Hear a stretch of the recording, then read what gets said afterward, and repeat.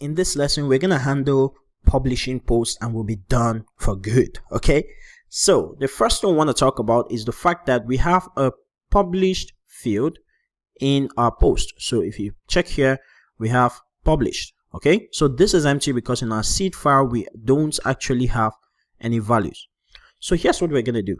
We're going to go to post.php and we are going to have a scope. Okay. So I'm going to say public function scope published.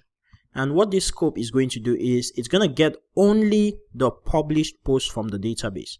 So what we're going to do is return query where, and we are going to compare the published at field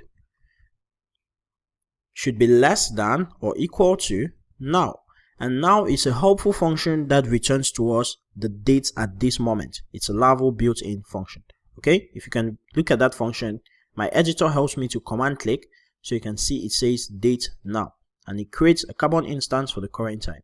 So for us to be able to compare a column in the database using a dates object, we need to tell Laravel that this column is actually supposed to be treated as a date. So we have to say protected dates is equal to, and would add published at as one of the dates. Okay, so if you go into the model class, search for dates. So this tells Laravel that treat this column as a date so that we can be able to do comparisons like this. Okay, so how are we going to use our scope? We're just going to come here to this our scope search. Since it's used by most of our application, we're going to say scope published. So in case there's no search, simply return only published post.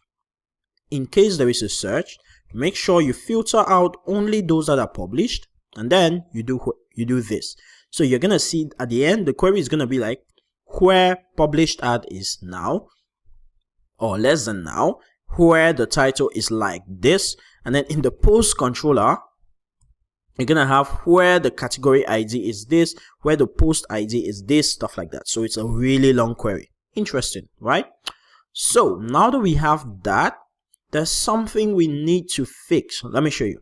If you see right here, we've casted this as a date, right?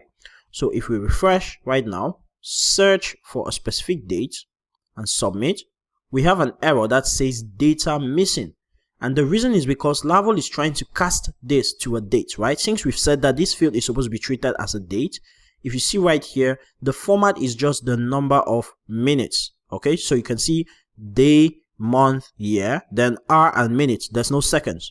But if we open SQL Pro and if you check out our database, you realize that all the dates have the seconds right there. So hours, minutes, seconds, which means if we are casting a date to Laravel's own date, which uses Carbon is a really popular PHP date package. So if we are casting it, we have to make sure it's in that format. So this is what we are going to do.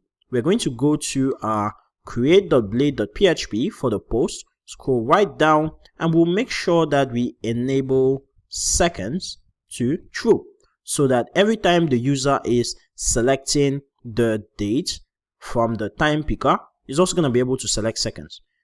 And if I select right now, you can see that there's a seconds selector.